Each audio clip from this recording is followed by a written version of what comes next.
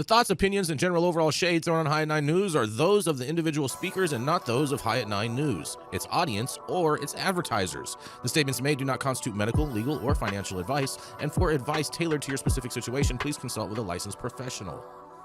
Welcome to the High at 9 News Hour, where you will hear from cannabis industry experts and professionals from around the country talk about important topics while shining light on global issues and discussing cannabis as it relates to politics, regulation and reform, data and technology, science, research and medicine, family and parenting, art, celebrities and entertainment, fitness, sports, mental health and wellness, and plant-based medicines and entheogenics. Together, we are building a stronger community, fighting the stigma and creating change. With your host, Jason Beck, joined by special industry expert correspondents from around the country, and daily antics brought to you by cannabis. Coming to you live every Monday through Friday at 9 a.m. Pacific time and high noon on the East Coast. And thank you all for getting high at 9 with us.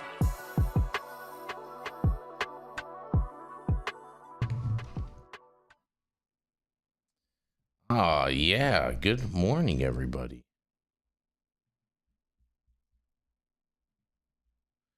And that's right. It is Friday, June 20th, and today is National Hike with a Geek Day today, you guys.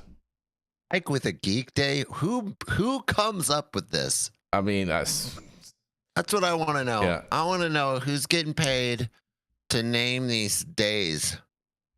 That's what it is, bro. National Hike with a Geek Day. Well, You got I don't something know any against geeks? but I guess I got to go hiking with my wife and call her a geek. Oh man, she's gonna. Or maybe I'm the geek. I'll take it back. I'm the geek. I'll be the geek. You'll She be can the go geek. hiking with me. Okay, all right, fair enough. Let's see. The fuck? It's also National Kouign Amann Day. Kouign Amann, is that a person? You know what? You're gonna make me go and. I'm looking it up. I'm looking it up. Here, I'm gonna go. I'm sure I'll probably I'm beat you looking it there. up. I'll probably. Oh. I'll probably beat you there. Like Kouign. Sweet brown Breton laminated dough pastry. Yes, it's a pastry. But how do you pronounce it? That's the real fun question. Kouign Amann. Queen. That's not Queen. It is Kouign, dude. Kouign. Well, the pronunciation says Kwin, dude. So Quinn. Mm-hmm. Okay. All right. It's okay. Mm-hmm. It's also National Ice Cream Soda Day today. Oh, ice cream soda? Love ice cream soda. You're an ice cream soda. I am. And it's also National Vanilla Milkshake Day today. Lots of sweets today. Yeah. Exactly. All right. Exactly. Guess that means we keep the show nice and sweet and light. Exactly. It's also National Seashell Day. Sally. Got to remember Sally. Mm-hmm. Sally sells seashells by the seashore. Yep. And National Take Your Dog to Work Day. I don't have a dog. But Jenny Beth Dills does. Jenny Beth does, yes. Yep. And yes, Steve, you can have yours as a malt. Yes, that's no problem. That is no problem. Vanilla malt. Yes. And it's also Annie and Samantha Day. What? Yep. What is that from? That is, give me 1 second. Here we go. Hold on. Give me 1 second. Annie and Samantha Day, day of summer and winter solstice. Today is the yeah. So it's celebrating biannually on the summer solstice and the winter solstice. Annie and Samantha Day honors two young women, Anne Frank and Samantha Smith, and the impact they had on the world.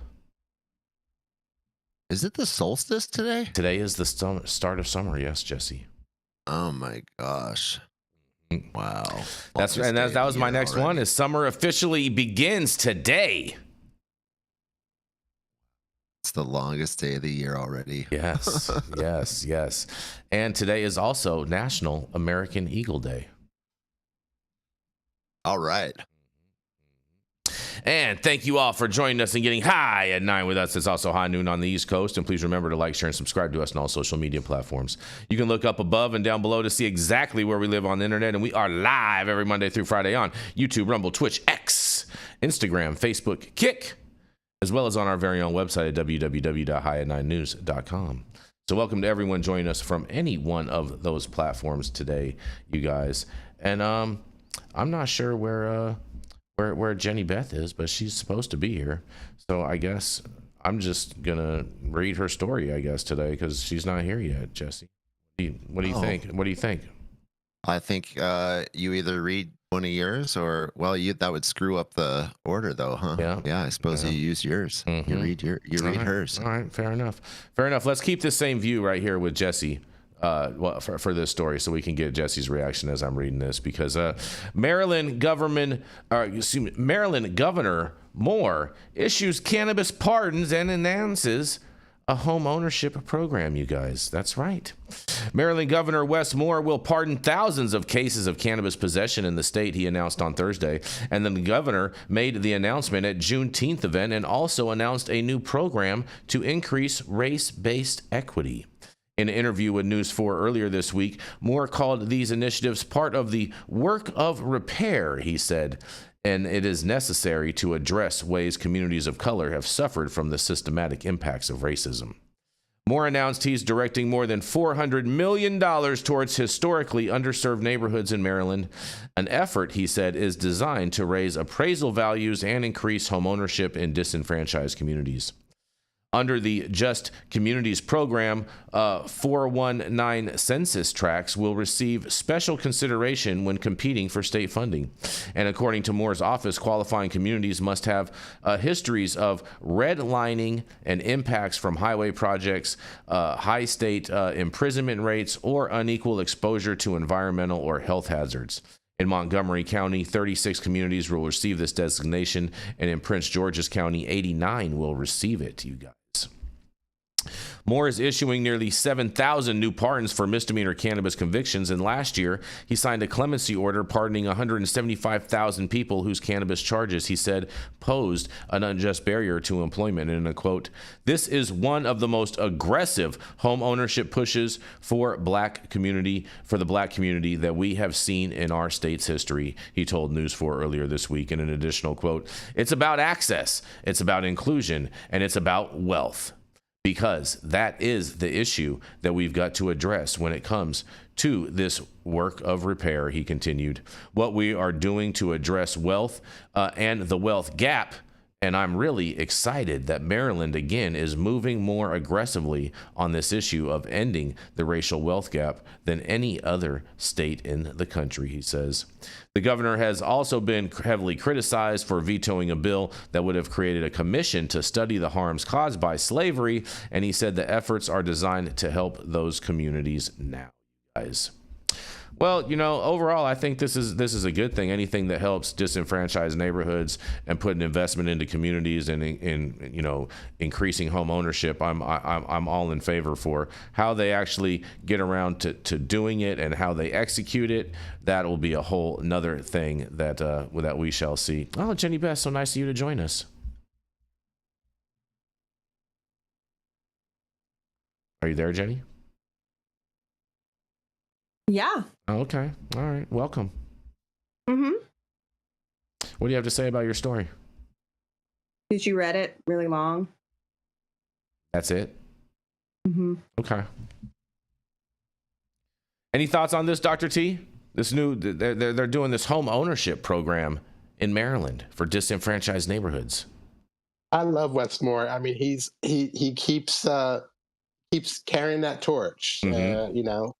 Looking toward the communities, trying to break that cycle of poverty. Good guy. Mm-hmm. Wes Moore for president. Oh boy. That might be a little far, but no, he's done a lot for. I mean, the pardons are a great start. He needs to probably look at some higher charges, not just the smaller ones that we're initially doing auto pardons on. Mm-hmm. The homeowner program is great. So progress. And progress. Instead of taking money and saying we're going to study it, he's just like, let's just go. Yeah. Let's just do it. Exactly. I like that. Mm-hmm. Any thoughts on this, Jesse? I'm just like kind of catching up, like refreshing on this story. He signed a clemency order pardoning 175,000 people. Yep. That's amazing, dude. Mm-hmm. Mm-hmm. That was a while ago. He's got 7,000 new ones coming. Let me go back to the article. That's what it said. It says he's issuing nearly 7,000 new pardons for misdemeanor cannabis convictions. There we go.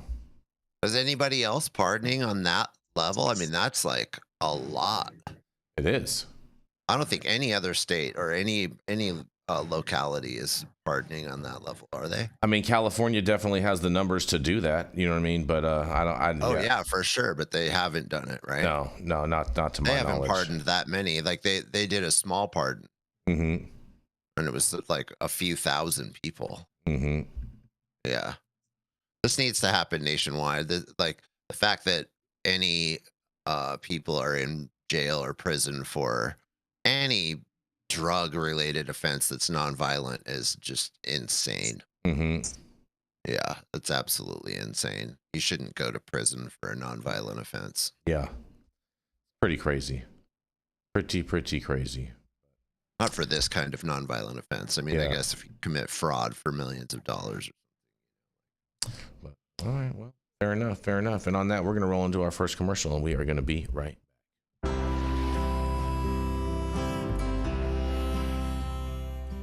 Oh man, your knees still bothering you, man? Yeah, I left one, you know? But I'll tell you what, I've been using this new CBD cream, and it works like a miracle. CBDs? I done heard about them CBDs. I was out there on them Twitters the other day, and I heard they get you high as a kite. Well, not this stuff. This stuff is tested. Every batch, all the way through, pharmaceutical grade, and in a GMP certified facility, so you know you're not going to have to worry about flying high. GMP certified? I might have to try some of this out. Where I'm even find this? You go directly to aimhighhemp.com and they will ship it to your door right away. Tested. It's not a name, it's a promise.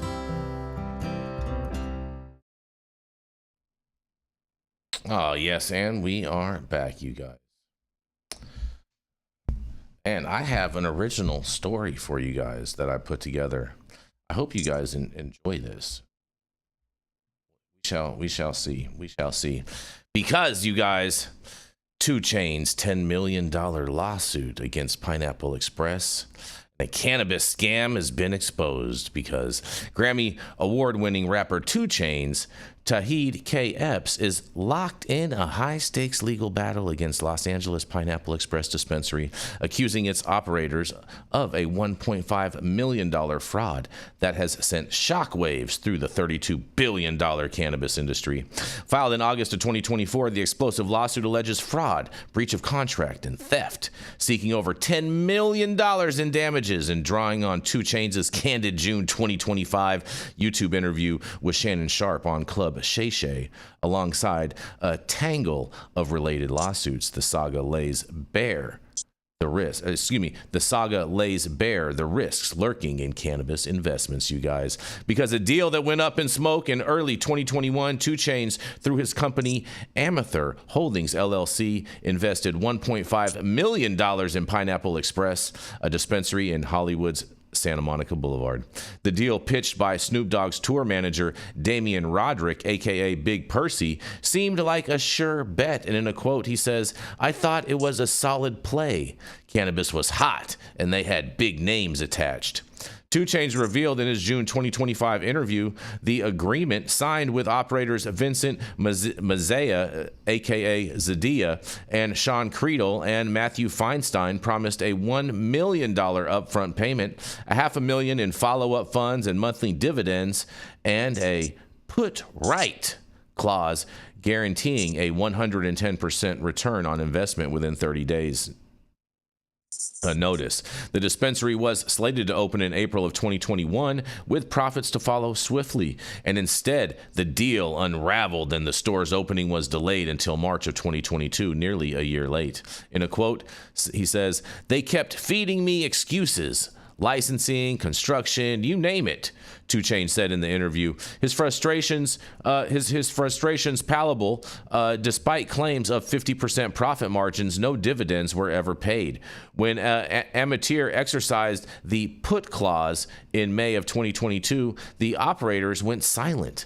And by December of 22, Zendaya texted 2 Chainz' team, flat out refusing to honor the agreement. In a quote, he says, "It felt like a setup from the jump." 2 Chainz told the interviewer, describing how the operators exploited his investments and celebrity status, and the lawsuit calls it what it is. He says, "A scam from day one." The lawsuit, a $10.65 million fight for justice, filed in Los Angeles Superior Court. The 41-page lawsuit demands $1.65 million and the investment plus guaranteed return. $4.5 million in punitive damages and $4.5 million in treble damages under California Penal Code 496C for theft and legal fees. It levels serious charges, you guys. But fraudulent indictment and misleading 2 Chainz with false timelines and financial projections to secure his investment, a breach of contract, failing to honor the put clause and dividend commitments, unjust enrichment, and using 2 Chainz' funds to fame and profit without repayment. And they're also alleging theft of illegally withholding his investment. The suit reveals a shady financial structure in Pineapple Ventures Incorporated, not Pineapple Express, where 2 Chainz held equity, controlled the lease and charged inflated subleasing rates. Ventures also allegedly siphoned 10% of gross revenues as hidden fees, and in a quote, "My money built their store, but the profits went to their pockets."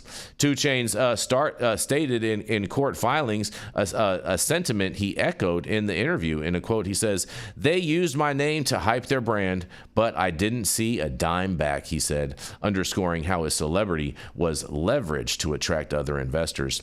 Pineapple's defense and a web of legal troubles because Pineapple Express insists the dispute should have been resolved in arbitration, citing a contract clause. And the quote says, "We hope to resolve the issue amicably," Matthew Feinstein said through a spokesperson, expressing appreciation for 2 Chainz' partnership while deflecting blame.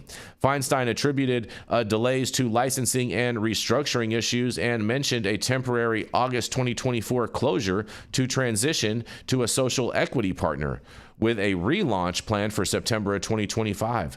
Zendaya's attorney, Andrew Holmes, dismissed the lawsuits as sensationalized by opportunistic lawyers.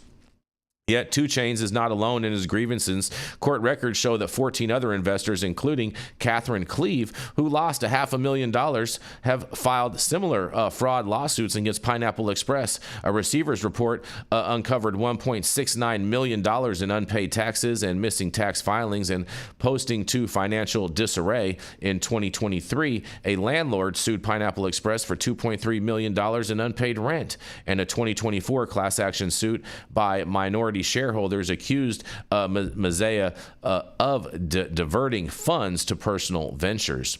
And web searches reveal Pineapple's website is down and its social media has been inactive since July of 2024, fueling doubts about its viability. But some legal context and industry applications is the case unfolds in California's $5.9 billion cannabis market, where 74% of Americans live in states with legal cannabis, and 70% of Americans support legalization. And if arbitration is enforced, it could delay or conceal the dispute. But 2 Chainz' legal team is pushing for a public trial, leveraging California's robust consumer fraud laws. And the theft charge, with its treble damages, could set a precedent for celebrity investors duped in cannabis ventures.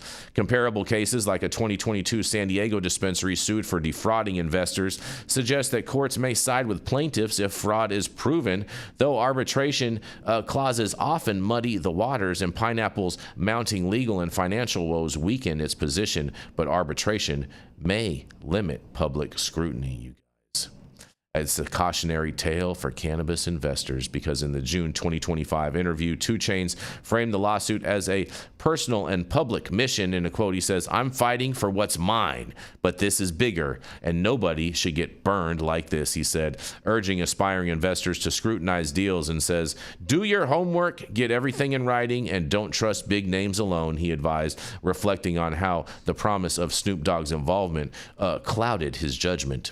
His words resonate as Pineapple Express faces a barrage of lawsuits exposing systematic issues in the cannabis industry, and the case is a stark reminder of the risks in the $32 billion cannabis boom that without transparency, alt-right contracts, and rigorous oversight, green dreams can quickly turn to ash. As 2 Chainz fight heads to court, the arbitration arbitration as the industry watches closely, you guys.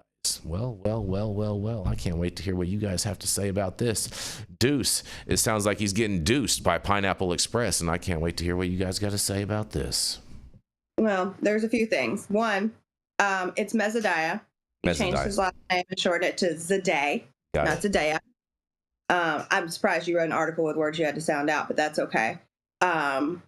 Yeah, so obviously, I know a lot of this because it was during the receivership. The reason that all that was found is because guess who found it? Hi, how the fuck you doing? Yeah, I came in and tried to operate that store during receivership, a receivership where they had the actual social equity owner assaulted by the security guards that his money paid for. So there's also some other things and some due diligence that didn't happen here on 2 Chainz part. So California requires that anybody who is an investor or financial interest holder be declared. Not in any of this paperwork on any of the licenses is 2 Chainz name present, period, point blank, ever in the history of Everdom, which means he didn't necessarily invest in the license, but in the parent company, the management company, who funneled money out of there as quickly as they possibly could into bank accounts where then no cannabis money should have ever been stashed. So, 2 Chainz, hit me up if you want the actual information on how you got fucked. Happy to help you, bud. But yeah, there's a lot going on here. They had to close because they were in arbitration with the original social equity owner, screwed him out of the license. There's a lot of things that have happened. The DCR has fallen down several times in their responsibilities here. And now those licenses are, by the way, both up for sale for, I believe, $750,000 for both of them. So 2 Chainz, hope you can get your money quickly because I don't think it's there anymore. Any thoughts on this, Dr. T? Yeah, well, this is more of the same. The California's retail sales are down 11%. Many people have lost a lot of money. And I think the problem is it's not the cannabis industry, it's the weed industry. People are investing in weed, and that's not where the money is. The money is in cannabis. The money is in hemp. And you risk when you invest. I don't know. I'm not a financial expert. I don't know the rules on what's fair investment and what's not. But he's not the only one that's lost money. And I think it's because it's been misplaced money. Yeah. They invested in the wrong thing. It was misplaced. It was very much misplaced by Zay and his team into bank accounts that had nothing to do with that, and into ventures that had. Unfortunately, I agree with you on this one. Like, a lot of people are investing in the wrong types of opportunities, but unfortunately in this one, he's absolutely right. He got snowed and he got stolen from. Well, hopefully the law works on his side. What are you going to say, Jesse? Don't be a celebrity, invest in weed. This lesson has been learned so many times. I can't believe that it keeps happening.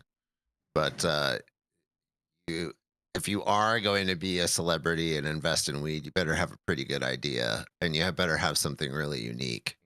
How many rappers are in the weed game trying to put their name on a Mylar bag? Yeah. Too many. That's a fair point. Fair point. There can only be one, as they say. Yeah. I'm blanking the name of my favorite movie, dude. What is that with the sword, dude? There Sword. can only be one. Blade? Princess Bride?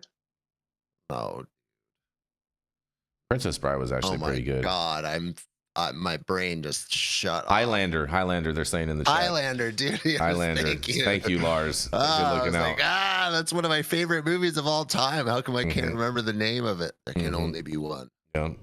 That's the branding game. There can only be one. I mean, there can only be one Apple. There can only be one Nike. The number one spot in any industry is always 60 to 80% above the number two spot.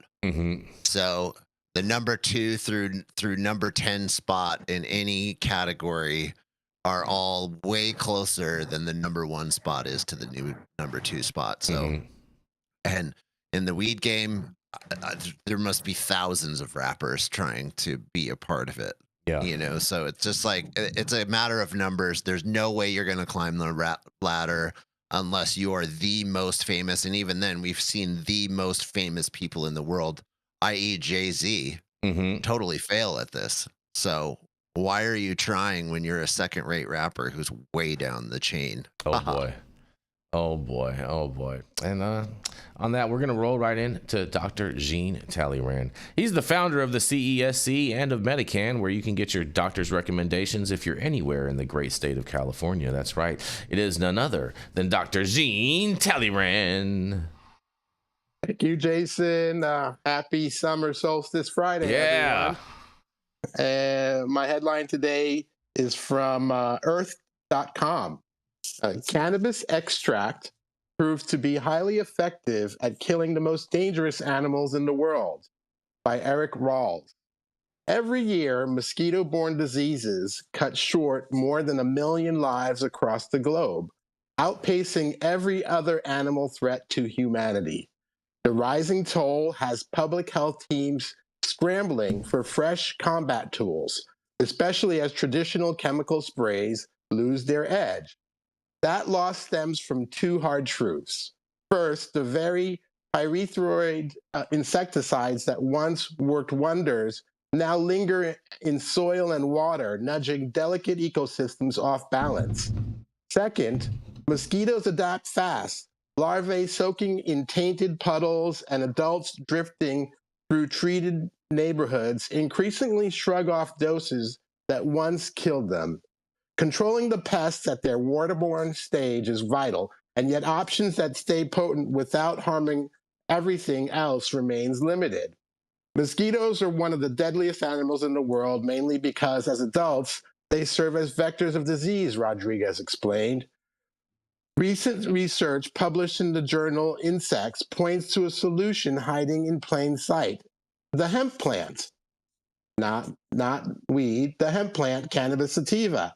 After air drying and grinding ordinary hemp leaves, scientists at The Ohio State University, led by Eric Martinez Rodriguez, extracted cannabidiol, CBD, and added the concentrate to cups of water teeming with yellow fever mosquito larvae. Within 48 hours, both a resistant strain and a non-resistant strain were wiped out. 2 important findings jumped out. The first was total mortality. Every mosquito larvae exposed to sufficient CBD died by the day 2 mark, regardless of its genetic armor. The second was efficiency. While industrial chemicals often push resistance higher with every generation, CBD's effect cut straight through those defenses. Doses varied, but even modest concentrations proved lethal to mosquito larvae. If you compare the amount of hemp extract needed to kill 50% of the population to other synthetic conventional insecticides, it's on the high side. But when you compare it side by side to other natural extracts we have tested in our lab, only a relatively low amount is required to produce high mortality values in larvae, said Martinez Rodriguez. Chemical sleuthing showed that CBD dominated the hemp extract and terpene fractions did little damage on their own. Insects lack CB1 and CB2 receptors, so the compound must strike different molecular targets, possibly ion channels that govern nerve impulses, that's the TRP receptors, or enzymes tied to muscle control. Whatever the route, CBD skirts the metabolic tricks that shield many larvae from pyrethroids. Hemp is no niche crop. U.S. farmers planted about 27,680 acres in 2023, and the total value of the hemp products topped 291 million. Leaves often left as low-value waste after flowers and seeds are harvested could become raw material for larvicides. Turning those leaf cast-offs into mosquito-controlled pellets would give growers an extra revenue stream while trimming refuse piles. The crop's adaptability sweetens the deal. Hemp thrives across a wide climate range, grows quickly, and rarely needs harsh pesticides of its own. Rural communities looking to diversify incomes and urban growers cultivating indoor microhemp could both feed a supply chain aimed at vector control programs from Texas to Tanzania. Field trials must still answer hard questions. How long does CBD linger in the ponds? Does it bother tadpoles, fish fry, or helpful insects? Early lab work hints at selectivity, yet natural habitats are complex. Regulators will demand data showing that CBD pellets, briquettes, or slow-release films silence mosquito larvae without tipping aquatic ecosystems. A second layer of testing will match different hemp strains for efficacy. Plants bred for fiber deliver more stalk than cannabinoid, while flora varieties boast richer CBD profiles. Hemp-derived CBD will not single-handedly end malaria, dengue, or Zika, yet the discovery that a familiar wellness compound doubles as a larval assassin widens the playbook. By uniting agriculture, chemistry, and entomology, researchers have opened a practical path toward safer mosquito control. If larger scale tests confirm the promise seen in the lab, those humble hemp leaves could soon guard countless backyard bird baths, drainage ditches, and rice paddies, one cup of water at a time. This is Dr. Jean Talleyrand with High at 9 News. Who Chain should invest in this? Yeah, right? There you go. There you go. Man, who would ever Dr. thought? Jean, Oh, go ahead, please, Jesse. this like raises questions for me right away. Do you think just planting type 3 cannabis plants around a pond would have similar effects? Highly recommend it. I don't know, but why not? I mean, would there be some kind of leaching of the cannabinoids into the water if they're planted on the edge of the pond? Would there be some kind of maybe if you chop and drop and then plant it that way, like. Well, that's what I mean. Like if it was just natural, like, plants grow naturally around, and if it just like fell in every year at the end of the year, instead of like cutting it down and harvesting like most reeds and plants would, they would just kind of fall around the edge, and then winter would happen, and then so over the winter, wouldn't all those cannabinoids just kind of leach into the soil and the pond yearly? Yeah. Or, dry your leaves like they did with this experiment, put them in a little baggie and toss that baggie in with some rocks into your pond. Or, let it float on the surface. That sounds super crazy. And it sounds like it's targeted, like it affects this pest very specifically. They said it was selective. Yeah, I mean, we know CBD is not harmful to humans. Unlikely harmful to most animals. If it's selectively harmful to mosquitoes, this is great.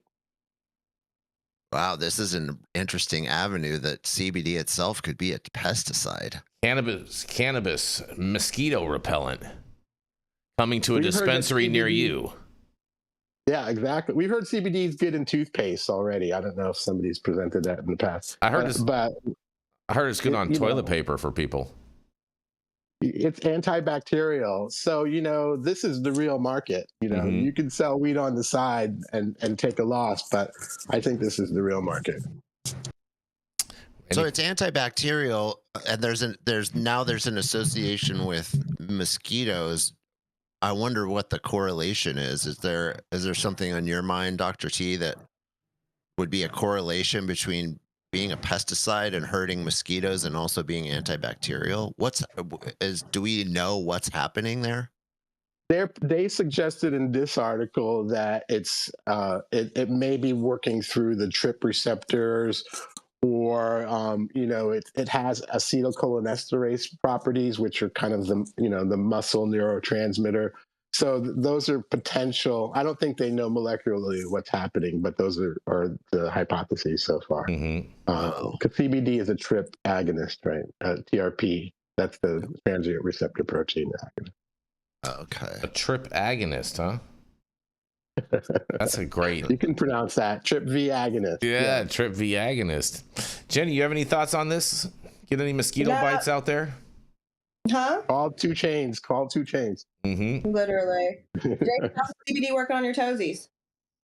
Working great. Is it? Yeah. Good job. I mean, I gave some to my friend. I gave the same thing to my friend Emily for her sunburn the other day. I don't know. I think that cannabis does a lot of things that are amazing. I also think that maybe it has something to do with the fact that terpenes are natural pesticides. So I wonder if did they study a specific. They said the terpenes weren't doing it. They tried terpenes alone, and it wasn't until they really feel it's the CBD. This reminds me of what Humboldt County banning CBD type 3 grow. This a big mistake. Humboldt County is a desert right now. In terms of grow, because everybody else is growing weed, and they could have taken over that CBD market. They were the first to have it. Well, interesting. Very, very interesting. This is a great story, Dr. T. This is great. Mosquitoes, you know what I'm saying? Over there. I'm in Florida right now, so it was it grabbed my attention. Oh yeah, I'm with it. I'm with it. And speaking of being in other places, Dr. Mark couldn't be with us today because he's over at CanMed in Puerto Rico today. But he will be back with us next week, everybody. And on that, we're going to roll into our next commercial, and we are going to be right back.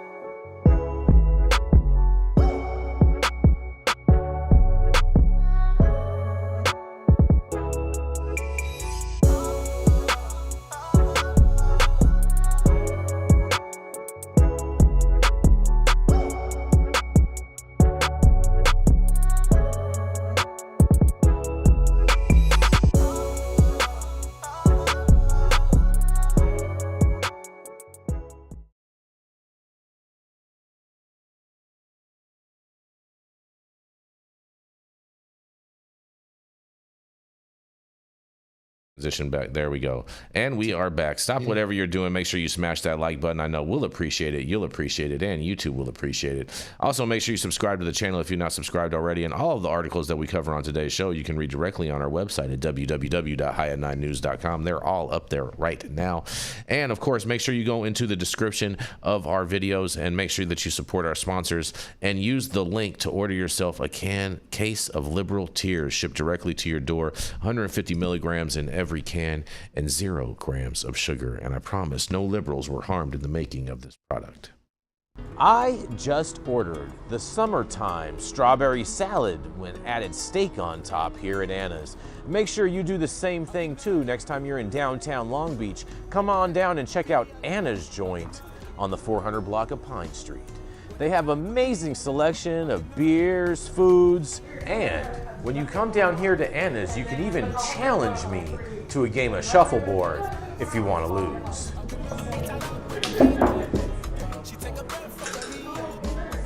Did you get that? So, next time you're in downtown Long Beach on Pine Avenue, make sure you stop by Anna's Joint on the 400 block. Not only do they have Anna's Joint, this restaurant and bar, but they also have the amazing deli next door, and then next door to that they have a very exotic flower shop. You may want to stop by and say hi.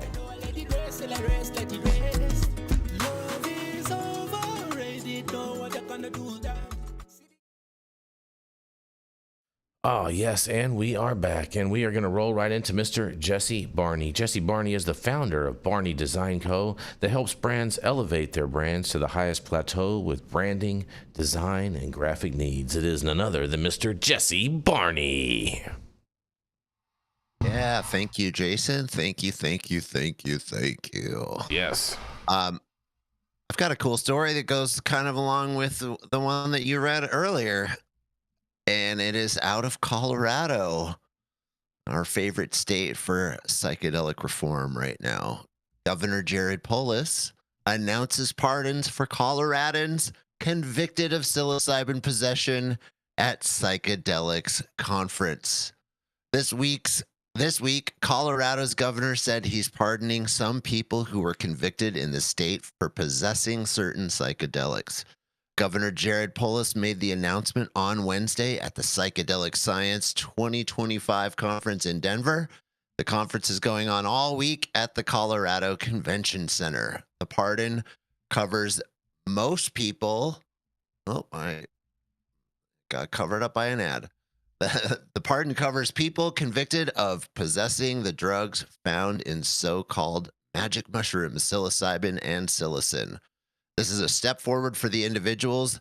They'll now have this cleared from their records, he said, but also truly acknowledge the error in public policy that led to their conviction, creating a more just system to break down barriers.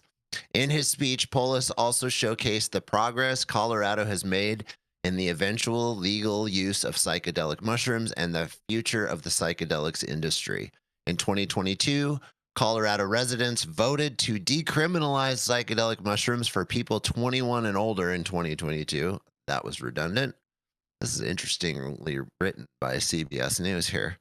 The measure also green-lighted state-regulated healing centers where participants can experience the drug under supervision. The governor says he hopes Colorado can take on a leading role for the rest of the country when it comes to legal framework and research around psychedelic mushrooms. Colorado has been a national leader in breaking through the outdated laws around cannabis, and now we are doing the same for other natural medicine, Polis said in a prepared statement. Well, I'm really excited about what Colorado's doing. Anytime, like we said earlier, that people are getting pardoned and let out of jail and their records are getting expunged so they don't have these things hanging around their neck for the rest of their lives because they had a bag of mushrooms one day and they got pulled over. That's a good thing, in my opinion. So I'll toss it back to my fellow correspondents and see what they have to say. Yeah, all of a sudden they wanted to be a fun guy, right? Haha. Well, apparently, Colorado's full of fun guys. My college has been a big thing in Colorado for a long time, so I'm glad that the government's getting on board here and trying to make it a little safer so that this research can actually get done and people can actually reap the benefits of something that will help them on the plant medicine side.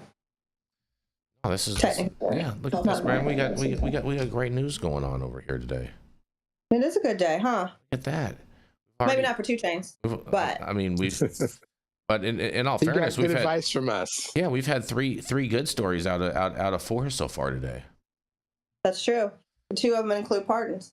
So yeah, look at that. Yeah, great way. That's some of the most important stuff that we can do in this country is pardon people for these nonviolent quote unquote crimes. They're not crimes.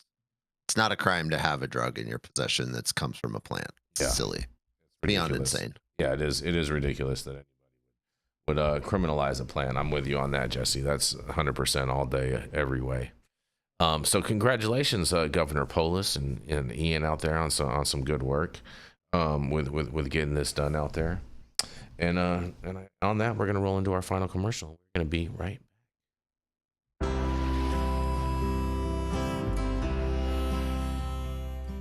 Oh man, your knees still bothering you, man?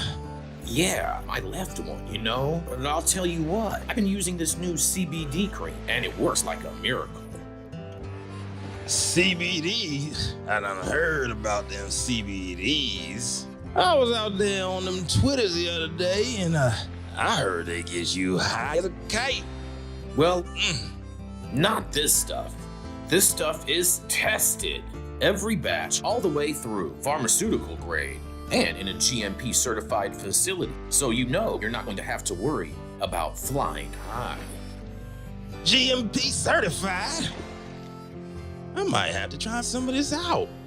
Where am I even find this? You go directly to aimhighhemp.com and they will ship it to your door right away. Tested. It's not a name, it's a promise.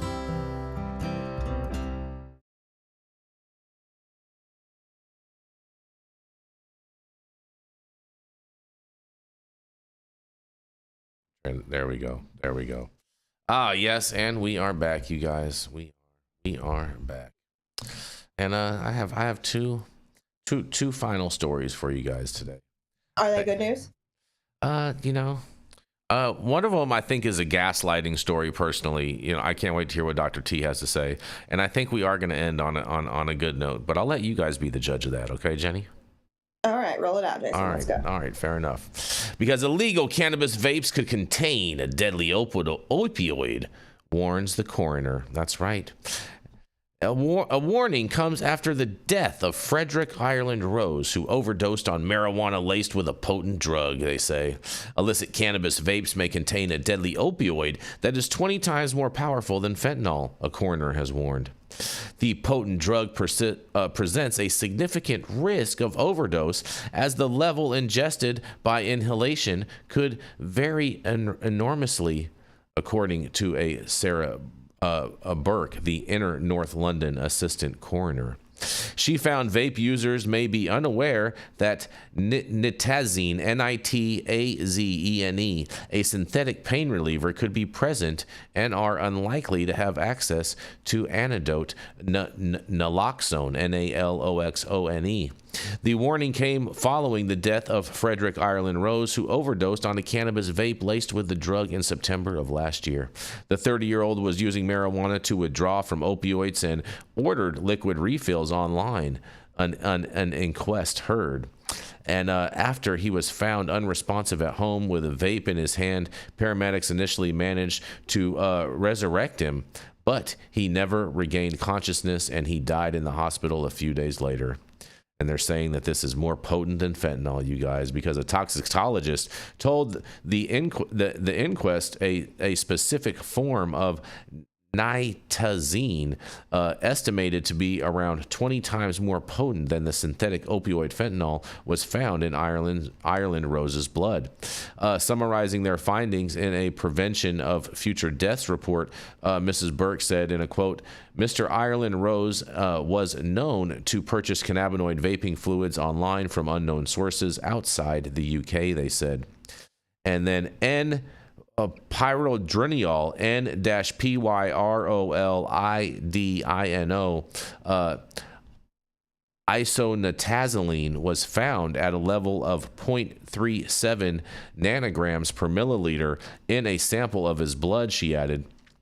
In a quote, the toxicologist reported that this is a potent synthetic opioid, which is thought to be similar or greater in potency to isotonizanine, which is estimated to be appropriately 20 times more potent than fentanyl, she said. The toxicologist also reported that the nitazenes are illicit synthetic opioids which have recently emerged in the heroin supply in the UK, and there was no evidence to suggest Ireland Rose used street heroin before his death, the coroner added, and nitazenes have been detected in refillable vapes. And she also says that the toxicologist confirmed that nitazenes can be ingested from a vape and that they have been detected in refillable vapes and vapes bought illicitly. Fentanyl and other synthetic opioids have caused a decade-long drug overdose epidemic in the U.S., with annual deaths rising from 2,600 in 2011 to 70,601 in 2021. And the inquest heard Frederick Rose had been opiate-free for 10 days when he was found unconscious on September 15th of last year. And after he was resurrected, he was taken to a hospital where a CT scan revealed a severe brain injury caused by a lack of oxygen, which was not compatible with extended life, and he died on September 19th, sadly. Mrs. Burke concluded that his death was drug-related and recorded the cause of death as hypoxic brain injury and acute opioid toxicity. Man, Dr. T, how did I do on those words? You par. How's that? A par. I'll take a par. You. I'll take a par for the layman. Yeah, I'll take a par. Hey, I'm good with that. It's this is a fault of the illegal nature of drugs. If we can regulate our products, we won't see this. I'm guessing people, and these drugs come from pharmaceutical industry. They're not natural. So, it's also part of pharma not regulating itself. Well, they need to be blamed for this. Yeah. But if you get your vape carts from a regulated source, if you know what you're getting and who you're getting it from, then you shouldn't worry about this. Well, the guy wasn't doing that. I did find it interesting because this was in the Telegraph out of the UK, and I did find it interesting that they specified that it was illicit vapes, that not in the legal market. I thought that was interesting that they say it, because the UK really doesn't have that much of a legal market in that sense for this, and so I found it interesting that they deciphered from the two as opposed to just blanket throwing marijuana vapes or cannabis vapes into the whole topic, Dr. T. Yeah, I mean, it's an argument for regulating and legalizing cannabis products. Yeah, I think it definitely is. What's the argument for not doing opioids and then hitting your vape because you got too high and then dying with the vape in your hand and was blaming the vape? Well, the toxicologist is saying that they don't believe that was the case. Yeah, all right. So, yeah, all right. Seems like there's a wave of problems for nitazines in the UK. This is just one of them. Mm-hmm. Yeah, any thoughts on this, Jess? I mean, there's so many questions. One is, how does this toxicologist know that they, like Jenny said, how does this toxicologist know that they didn't have something else somewhere around the house that they already took? It doesn't seem like they did. It seems like they're making a correlation that, they had this in their blood and they had a vape. It doesn't say that they tested the vape per se. It does say that you can possibly put this in a vape and that they have tested other vapes somewhere. So it's like a lot of correlation that's being made. Yeah. I wish that these stories that do this would either say, the vape was tested, we did find it, or that the journalist would be wise enough to say, hey, the vape wasn't tested, we're not sure.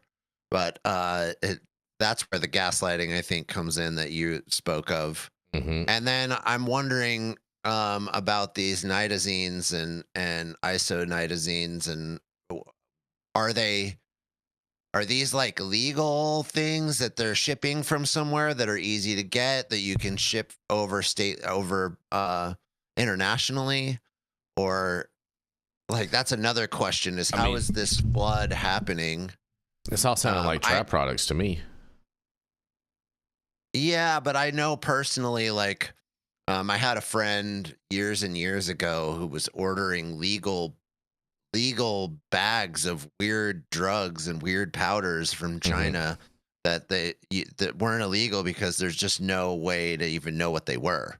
And they're experimental things, and people were having some really crazy experiences with them. And I wonder if this is kind of in that same category of a subsection of new pharmacology that just nobody knows what it is. So there's no legal framework around these substances, so they're easy to order. Jesse, why do I feel like you have friends who would just eat the ground score pill? I mean, we're fish heads, so don't we all have friends that would do that? Yeah. God. There's plenty of people on Fish Tour that are going to eat the ground score pill for sure. Yeah. Not Guys, me. try to avoid fucking, and you're going to one day realize it's some fucking old fish head's fucking heart medicine and you're going to have a real bad fucking time. But, I've seen that happen. Someone got someone's nitro. I've seen that exact thing happen. Not everything should go in your mouth. You heard it here first, kids. No, this guy was he was not a super friend. He was somebody that I knew through the party scene, and he was more of a raver guy, and he would order these bags of research chemicals and pass them around at parties, and people would take them, and he was constantly trying to get me to do it. And I was like, hell no, I'm not doing some random research chemical from China that you don't even really know what it is. You're experimenting on all these people at this party and they're down to do it. Good job, Jesse. We're proud of you. You made a good decision. like Russian roulette. It's Yeah, like, exactly. Yeah. Yeah, shoot the gun at your head. Let's see what happens. Yeah. People do that too, though. So, hey. Yeah, I'm not into that kind of risk reward, adrenaline junkie type of stuff at all. Yeah, Never have been. I'm with you in that boat, Jesse. I'm with you on that.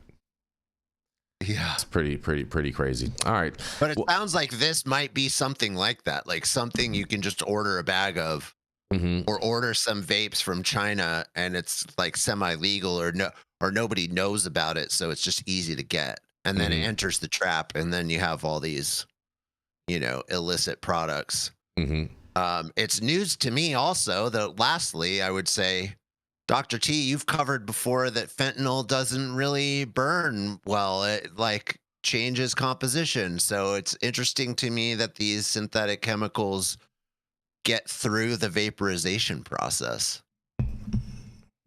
Yeah, and they're not tested to be burned, so maybe there's not much information on that.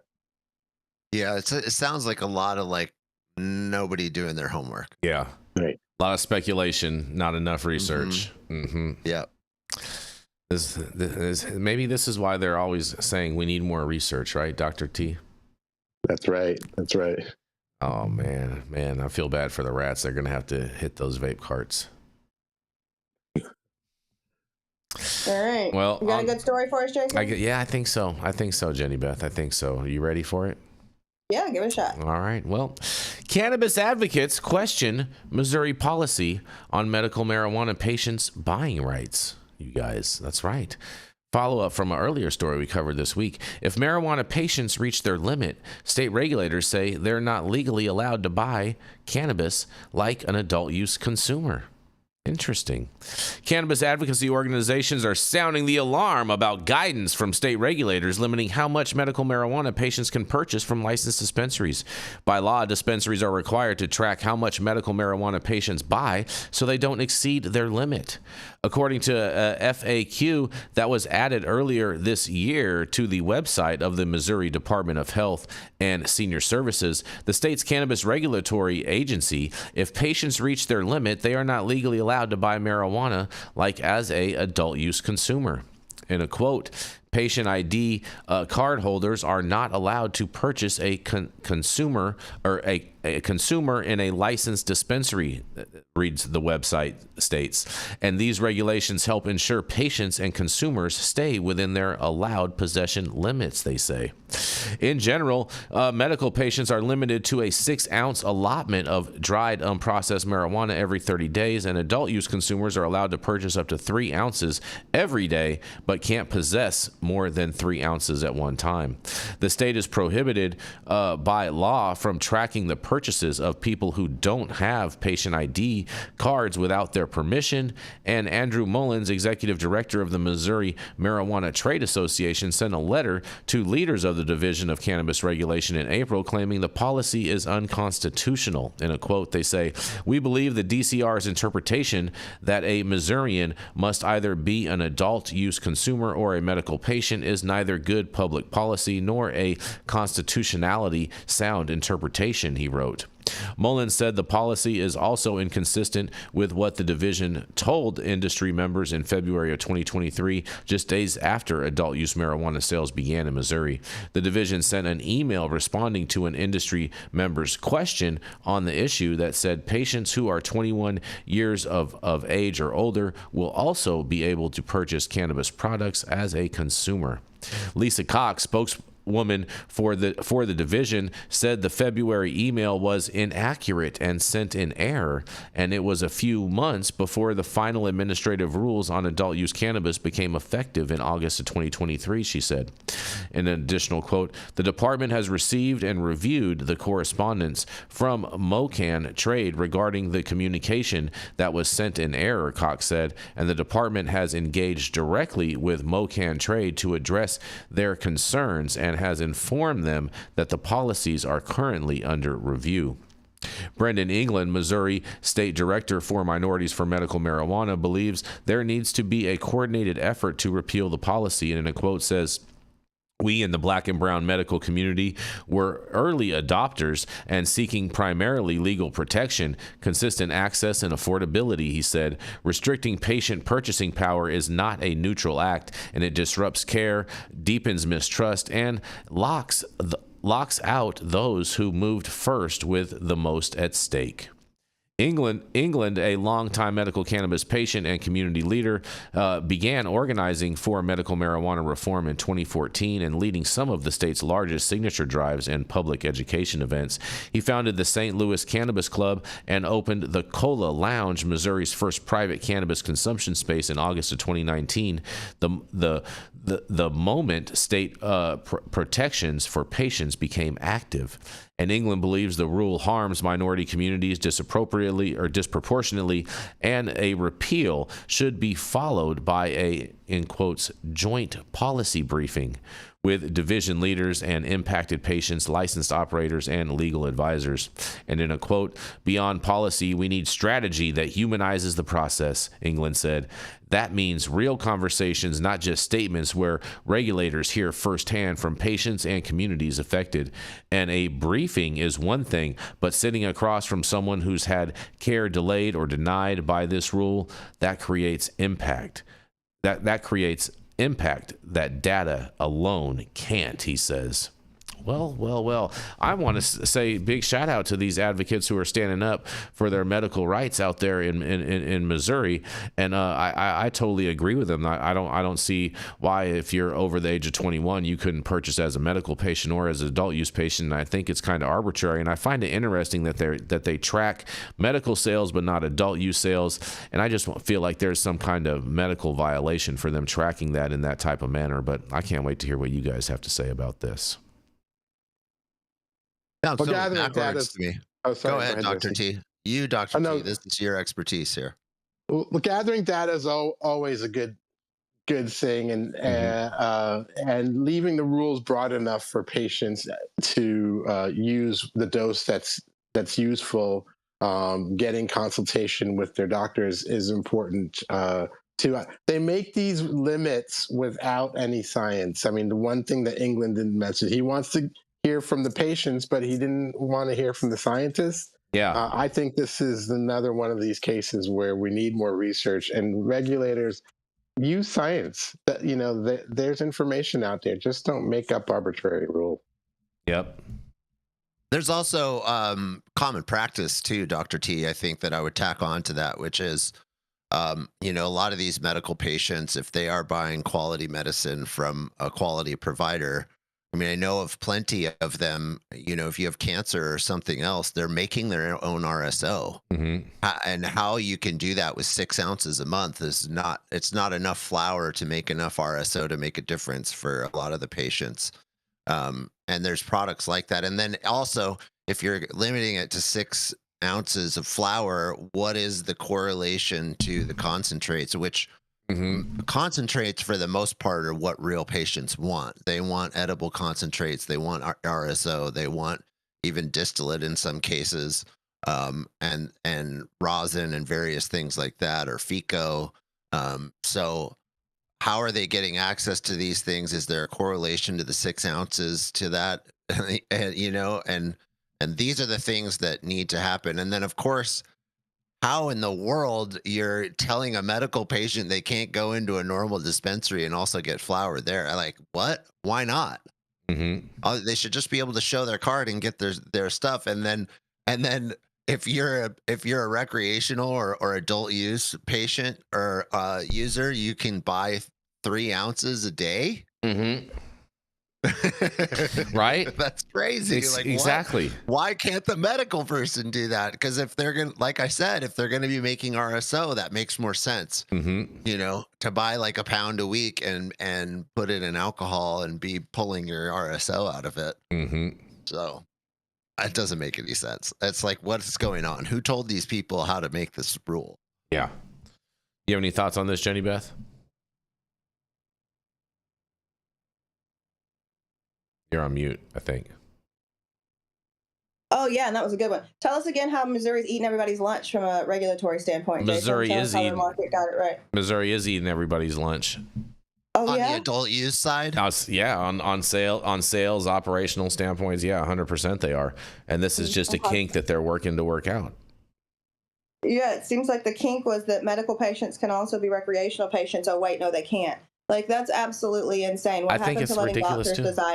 What happened to letting doctors decide how much medication their patients need? Mm-hmm. Right. Mm-hmm. Yeah, and the HIPAA agreement, and that should be between them. HIPAA doesn't fall under cannabis. It should. I agree with that, but it doesn't. I know. Well, but see, this is the challenge. Like, if you're a medical patient, how does it not fall under HIPAA? Because it's a Schedule 1 controlled. Because it's a Schedule 1 controlled substance, so therefore you don't have the same rights that you have under HIPAA for that. And honestly, if HIPAA was involved with cannabis, they wouldn't be able to track medical sales. See, this is where my libertarian heart starts to jump. This should be between you and your doctor, whatever it is. Mm-hmm. If it's cannabis, if it's opioids, if it's abortion, if it's whatever it is that you need to do for your body and your life, it's between you and your doctor and no one else. That's the supreme authority on the land. You and your doctor. You make the decision. You do what you need to do between you and your doctor and nobody else, not the federal government, not the state government, not the local government, not the city government, not your neighbor. Nobody has jurisdiction over that. It's between you, your doctor, and God, period. End of story. All of those things. And that's how Prop 215 was written. You know, it didn't put any limits. It was just between the patient and the doctor.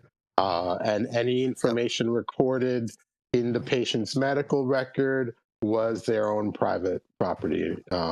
We had to get permission from the patient to release it. Yeah. And on that note, shout out to Dennis Perone and the rest of the crew that wrote that Todd bill around that table. Yeah. Yeah. Absolutely. Yeah. Absolutely. Mm-hmm. Very much so. Very much so. Look at that. We're almost going to get out of here on time today. Pretty good job, you guys. Pretty good job. Yes. And thank you all for joining us and getting high at 9 with us every Monday through Friday at 9 a.m. Pacific and high noon on the East Coast. Big shout out to our audience and supporters for tuning in daily and listening to the insanity that is the developing cannabis industry. Huge thank you to Aim High Hemp Distribution, Tested, and Catalyst for helping us keep the lights on over here. And thank you to our correspondents for being absolutely amazing. Thank you to Cannabis Sativa L for giving us a reason to do this every day. And thank you to Cloud Media partners Elias and Kai. Thank you guys so much and great job today. Crushed it, man. I know we had a rough week this week on a few episodes, but man, this one was smooth. You guys did fantastic, and thank you guys so much. It looks like we're getting the hang of it. And thank you all for tuning in and getting high at 9 with us. We are America's #1 daily cannabis news show.